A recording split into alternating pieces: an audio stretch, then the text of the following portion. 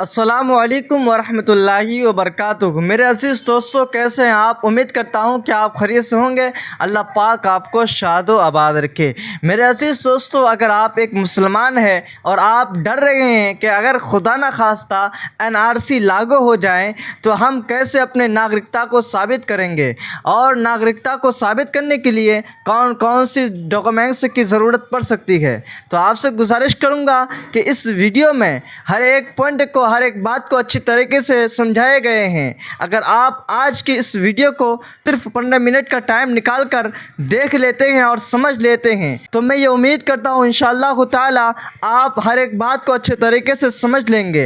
अगर आप आज की इस वीडियो को नहीं देखते हैं तो याद रखना, आपको एनआरसी लागू होने के बाद बहुत ही पछतावा होगा, क्योंकि एनआरसी लागू होने के बाद फिर आप अपने डॉक्यूमेंट्स को सही नहीं कर सकते हैं। तो इसलिए मैं आपसे गुजारिश करूंगा कि आप अभी एनआरसी लागू होने से पहले आप अपने डॉक्यूमेंट्स को सही कर लें, ताकि बाद में आपको परेशानियों का सामना ना करना पड़े। और मैं आपको बताऊं, अभी डॉक्यूमेंट्स को सही करने के लिए आपका सिर्फ चंद रुपया खर्चा हो सकता है, और अगर एनआरसी लागू होने के बाद आप अगर हज़ारों रुपया, लाखों रुपया अगर खर्च कर दें तो फिर भी आपका डॉक्यूमेंट्स सही नहीं हो सकता है। तो इसलिए मैं आपको कहूँगा कि आप इस वीडियो को बग़ैर स्किप करके सिर्फ आप 15 मिनट देख लें, तो इंशाअल्लाह ताला आपको सब कुछ समझ में आ जाएगा। तो आइए हम देख लेते हैं इस वीडियो को। दोस्तों, अगर आप एक मुसलमान हैं और आप इस वीडियो को देख रहे हैं, ये वीडियो आपके लिए बहुत अहम होने वाली है। इस वीडियो में आपको बताएंगे कि नागरिकता कैसे साबित कर। यकीन जानिए, नागरिकता साबित करना इतना आसान है, इतना आसान है। अगर आपने मेरी ये वीडियो देखी तो वीडियो को देखने के बाद आप ये कहेंगे कि भाई ये कागज़ तो मेरे घर में मौजूद है, ये कागज़ तो मेरे गाँव में मौजूद है।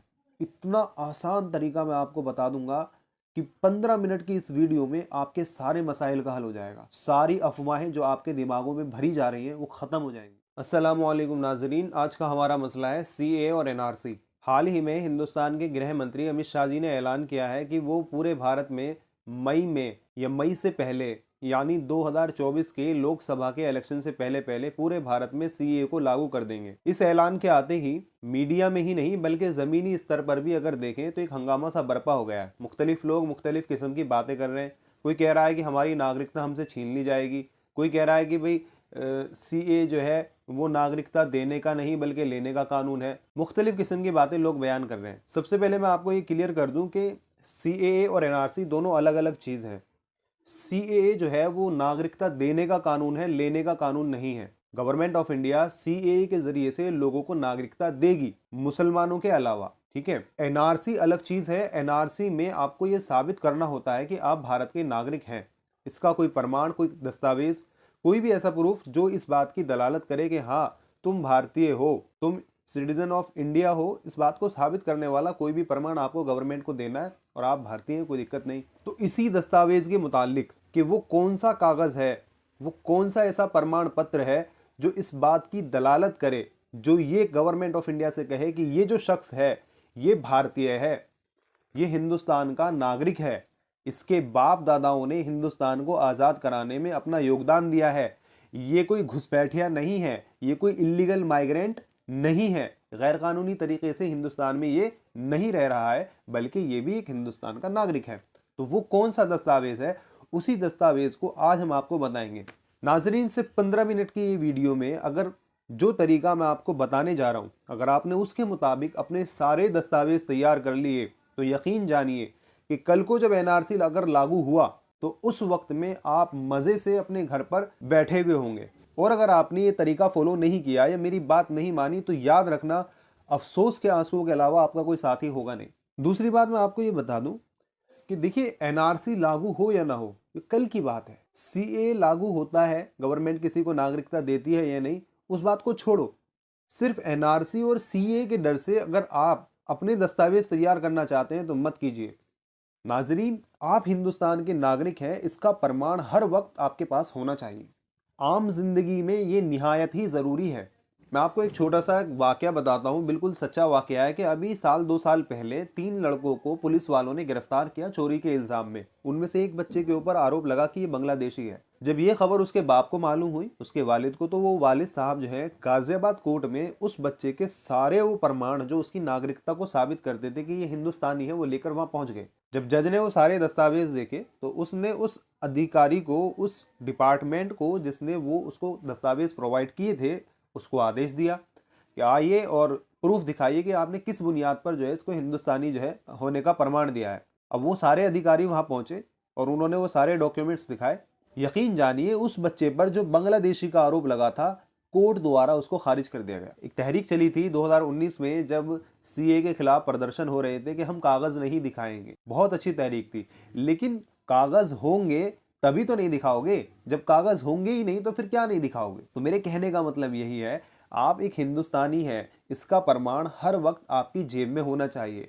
चूंकि मुसलमानों का एजुकेशन राशियो बहुत ज़्यादा लो होता है, ये पढ़े लिखे कम होते हैं, इसलिए अफवाहों पर ये ज़्यादा ध्यान देते हैं। जो जैसा बहका देता है ऐसे ही बहक जाते हैं। अभी हाल में जो मुसलमानों की हालत है वो ये है कि एक स्क्रीनशॉट जो आप स्क्रीन पर भी देख रहे होंगे, ये व्हाट्सएप ग्रुप में बहुत तेज़ी से वायरल हो रहा है। लोग इसकी फोटोकॉपी कराकर जो है अपनी जेबों में रख रहे हैं। मैंने एक शख्स से पूछा कि भाई इसका क्या करोगे, कि बस इसको जेब में रखना है और कुछ नहीं। क्या ये पर्चा आपको सीए और एनआरसी से बचा लेगा? सीए तो छोड़िए, क्या ये पर्चा आपको आपकी नागरिकता साबित करता है? गवर्नमेंट ऑफ इंडिया कल को अगर एनआरसी लागू करती है तो क्या ये कागज आपकी हिफाजत करेगा? बिल्कुल भी नहीं। ये एक आरटीआई का जवाब है जिसमें लिखा है कि किसी भी आम आदमी को यह अधिकार नहीं है कि वो आपसे आपके नागरिक होने के सबूत मांगे। बिल्कुल सही बात है कि किसी भी आम आदमी को, लेकिन एक गवर्नमेंट ऑफिशियल को, जैसे कि कोई पुलिसकर्मी या अदालत, उसको पूरा अधिकार है। अगर आपके ऊपर कोई एफआईआर दर्ज होती है, कोई मामला बुक होता है, तो उस केस में अगर आपको नागरिकता साबित करने की वजह, नागरिकता साबित करने को कहा जाता है,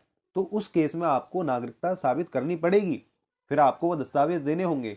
तो वो दस्तावेज हैं क्या, उसी के मुतालिक ये वीडियो हमने बनाई है। मेरी आपसे गुजारिश है कि वीडियो को ध्यान से देखें, स्किप बिल्कुल भी ना करें और आखिर तक इस वीडियो से बने रहें। और इस वीडियो को ज़्यादा से ज़्यादा शेयर करें, हर मुसलमान तक इस वीडियो को पहुंचा दें, ताकि जिसके पास भी अभी तक डॉक्यूमेंट रेडी नहीं है, एनआरसी लागू होने से पहले पहले वो अपने डॉक्यूमेंट्स तैयार कर ले। 2019 में जब ये कानून लाया गया था, उस वक्त से लेकर अब तक लाखों मुसलमानों ने, खासतौर से साउथ के एरिया में, उन्होंने अपने तमाम डॉक्यूमेंट्स तैयार कर लिए जो उनके नागरिक होने का सबूत है। तो नाजरीन, आपको बता दें कि हमारा जो संविधान है यानी कॉन्स्टिट्यूशन ऑफ इंडिया, उसमें आर्टिकल 5 to 11 ये सिटीजनशिप से डील करता है।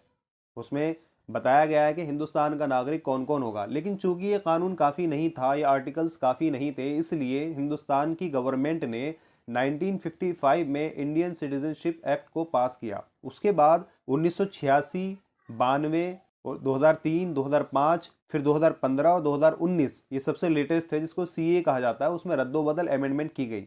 इस कानून में हिंदुस्तान के नागरिक होने के मुख्तलिफ प्रावधान बयान किए गए हैं, जैसे कि citizenship by birth, bye decent और बाय रजिस्ट्रेशन।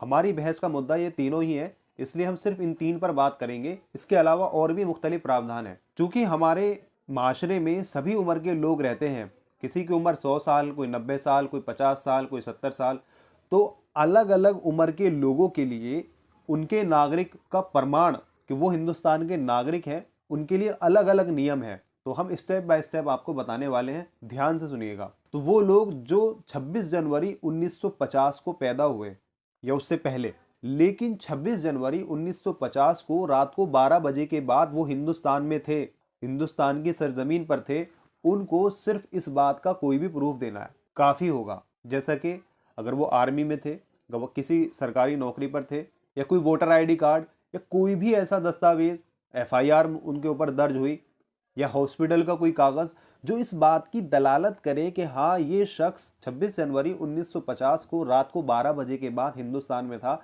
वो उसकी नागरिकता साबित करने के लिए काफ़ी होगा। दूसरा वो शख्स है जो 26 जनवरी 1950 से लेकर 1 जुलाई 1987 के बीच में पैदा हुआ। ये डेट्स आप ध्यान से सुनना। दूसरा वो शख्स है जो 26 जनवरी 1950 से लेकर 1 जुलाई 1987 के बीच में पैदा हुआ। उसको सिर्फ इस बात का प्रूफ देना है कि उसकी पैदाइश 26 जनवरी 1950 से लेकर 1 जुलाई 1987 के दरमियान में पैदा हुई है, काफ़ी होगा। प्रूफ क्या देना है, सॉलिड प्रूफ क्या है, वो मैं आपको आगे बताऊंगा। तीसरा वो शख्स है जो 1 जुलाई 1987 के बाद पैदा हुआ लेकिन 3 दिसंबर 2004 से पहले पहले, अगर वो अपना कोई भी ऐसा सबूत देता है कि वो भारत में पैदा हुआ है, वो काफ़ी नहीं होगा, बल्कि उसको अपनी फाइल के साथ अपने माँ बाप की भी फाइल लगानी होगी कि देखिए मेरी पैदाइश के वक्त मेरे दोनों माँ बाप या उनमें से एक ध्यान से सुनना, मेरे दोनों माँ बाप या उनमें से एक भारत के नागरिक थे, और दूसरा वो बाप या माँ जो भी है वो इलीगल माइग्रेंट नहीं था, वो घुसपैठिया नहीं था। इस बात का सबूत उसको देना है, काफी होगा। चौथा, वो बच्चा है जो 2004 के बाद पैदा हुआ, यानी 3 दिसंबर 2004 के बाद से लेकर अब तक, अगर वो अपना कोई भी प्रूफ ऐसा देता है कि जो ये दलालत करिए भारत का नागरिक है, वो काफ़ी नहीं होगा, बल्कि उसको अपने साथ अपने माँ बाप की भी फाइल लगानी होगी कि मैं भी भारत का नागरिक हूँ, और ये देखिए मेरे जो दोनों वालिदैन हैं वो भी भारतीय हैं,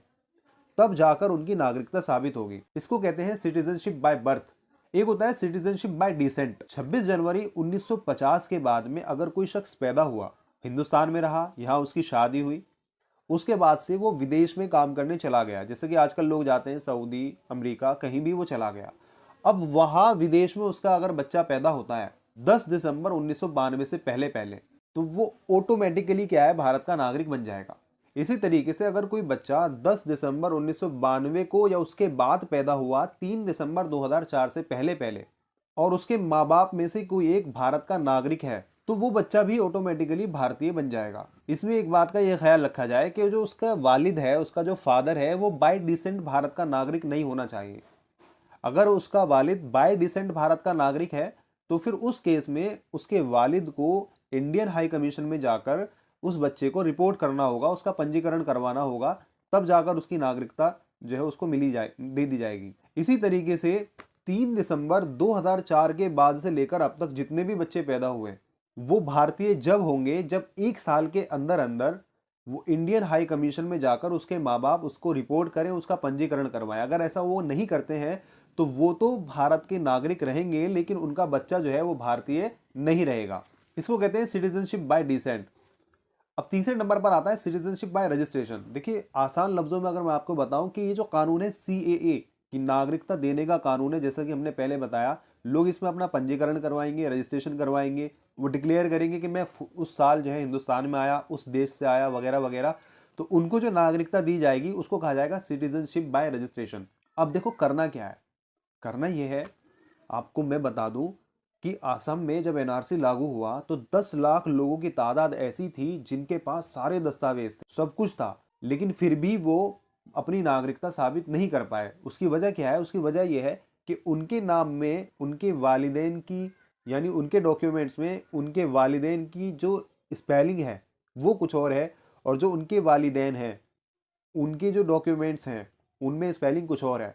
तो स्पेलिंग मिसमैच होने की वजह से वो लोग अपनी नागरिकता साबित नहीं कर पाए थे। तो इसलिए आपको करना यह है कि आप अपने घर जाएं, घर के सारे मेंबर्स के डॉक्यूमेंट्स चेक करें, सब में अपनी भी स्पेलिंग चेक करें, अपने वालिदैन की भी स्पेलिंग चेक करें कि भाई मेरे वालिद का नाम सही है नहीं है, स्पेलिंग बिल्कुल डिक्टो सेम टू सेम होनी चाहिए। दोस्तों, ये जो बात मैं आपको बता रहा हूँ, ये हिंदुस्तान के हाई कोर्ट, सुप्रीम कोर्ट के बड़े बड़े जजेस, उनकी जितनी भी बातें हैं उनका निचोड़ मैं आपके सामने पेश कर रहा हूँ। तो इसलिए मेरी बात को ध्यान से सुनना। कमाएंगे क्या, खाएंगे क्या, इस चीज़ को छोड़ो। अभी जो काम आपका 1000-2000 रुपए में हो जाएगा, यकीन जानिए जब NRC लागू होगा आप 5-5, 10-10 लाख रुपए भी ऑफर करेंगे तब भी वो काम नहीं हो पाएगा, क्योंकि उस वक्त में प्रेशर ही इतना होगा। आसाम में ऐसा ही हुआ। और किसी घमंड में मत रहना कि भाई मैं हिंदुस्तान में बरसों से रह रहा हूँ, मैं तो पुश्तैनी खानदान, मेरी गाँव में ज़मीनें हैं, वगैरह वगैरह।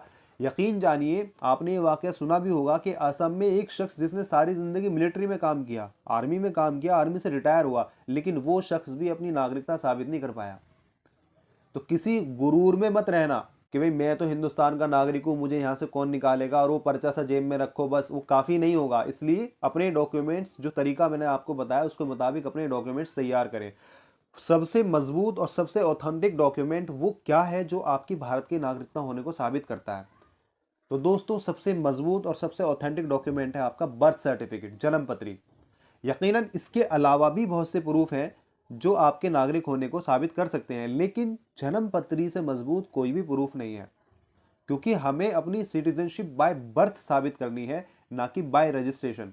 तो इसीलिए मेरी आपसे गुजारिश है कि अगर आपका बर्थ सर्टिफिकेट नहीं बना हुआ है तो आप अपना बर्थ सर्टिफिकेट बनवाने की पहले कोशिश करें। कोई मुश्किल नहीं है। आपकी उम्र 90 साल है, 100 साल है, 80 साल है, कितनी भी साल हो, आज के ज़माने में हर उम्र के आदमी का बर्थ सर्टिफिकेट बहुत आसानी से बन जाता है।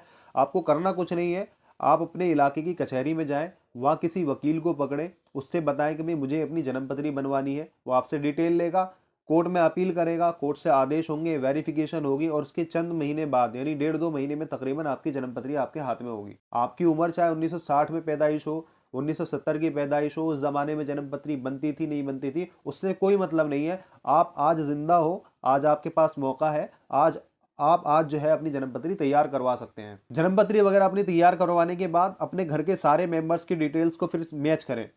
सबके नामों में तुम्हारे नाम की स्पेलिंग सही होनी चाहिए, तुम्हारे वालिदैन की स्पेलिंग जो है बिल्कुल सेम टू सेम होना चाहिए। हमारे मुसलमानों में सबसे ज्यादा कमी यही पाई जाती है कि अगर घर में 5 मेंबर हैं तो पांचों के पांचों मेंबरों में उनके वालिदैन की जो डिटेल्स होंगी वो अलग अलग होंगी। किसी में ए गलत होगा, किसी में ई गलत होगा, किसी में आई गलत होगा। तो इसीलिए मेरी आपसे गुजारिश है कि जो काम अभी 200-400-500 में हो रहा है, यकीन जानिए जब असम में एनआरसी लागू हुआ लोगों ने 10-10 लाख रुपए ऑफर किए, लेकिन उनका वो काम नहीं हो पाया। इसलिए मैं कह रहा हूं अपनी स्पेलिंग मिसमैच अगर है तो उसको सही कराएं। तीसरा मसला यह है कि लोगों को आपस में जागरूक करें कि भाई अफवाहों पे ध्यान ना दें, बल्कि अपने आप को कानूनी एतबार से मजबूत करने की कोशिश करें। मस्जिदों में ऐलान किया जाए, लोगों को जागरूक किया जाए। वो लोग ख़ास तौर से जो तलाकशुदा औरतें होती हैं या बेवा हैं या इसी तरीके से मियाँ बीवी नाराज़ हो गए, अलहदा हो गए, अब उनके चक्कर में उनके बच्चे पिसेंगे, तो ऐसे केस में उनका मैरिज रजिस्ट्रेशन करवाया जाए और उसके मुताबिक जो स्पेलिंग वगैरह हो वो तमाम बच्चों की जो डिटेल्स हैं उन सबको उनके साथ में मैच कर दिया जाए। दोस्तों बिल्कुल भी घबराने वाली बात नहीं है। ऐसा तरीका मैंने आपको बता दिया है, इतना आसान तरीका मैंने आपको बता दिया है कि यकीन जानिए इससे आसान आपको कोई तरीका कोई नहीं बताने वाला। घबराने वाली बात बिल्कुल भी नहीं है। अल्लाह ने हमारी मदद हर हाल में की है, शुरू से करता आया है। आज थोड़े से हालात हैं वो आज भी करेगा। अल्लाह की रहमत से मायूस नहीं होना है, हिम्मत करो, कागज जुटाओ, अल्लाह की मदद भी आपके साथ होगी। इसके अलावा एक बात आखिर में मैं ये कहना चाहूंगा कि 2024 के इलेक्शन आने वाले हैं। जिसका वोटर आईडी कार्ड अभी तक नहीं बना है, अभी बन रहे हैं, बनवा लें। और अगर बना हुआ है तो आपका अगर वोटर लिस्ट में नाम नहीं है उसको चेक कराएं। अगर नहीं है तो फिर एक वकील को पकड़े, 1500 रुपये वो लेगा, वो एक RTI लगाएगा कि भाई मेरा नाम लिस्ट में से क्यों काटा गया, और वोटर लिस्ट में अपना नाम जुड़वाएं। 2024 में इलेक्शन आ रहे हैं, हर मुसलमान को चाहिए कि वो वोट दे, वोट जरूर दे, ये उसका अधिकार है, संविधान उसको ये अधिकार देता है। ध्यान से सुनिए, दूसरी कौम के लोग वोट डालते हैं अपना कैंडिडेट जिताने के लिए, आपको वोट डालना है अपना वजूद बचाने के। वोट डालें, जरूर डालें, एक सही आदमी का इंतखाब करें ताकि विधानसभा और लोकसभा में वो आपके बारे में भी फिक्र कर सके। कोई भी कानून बनाने से पहले वो आपकी तरफ भी देखे, ऐसे आदमी का इंतखाब करें। किसी के बहकावे में नहीं आना है, मुत्तहिद होकर, एकजुट होकर किसी एक मजबूत से कैंडिडेट को जिताना है। अल्लाह ताला अमल की तौफीक अता फरमाए। वमा अलैना इल्ला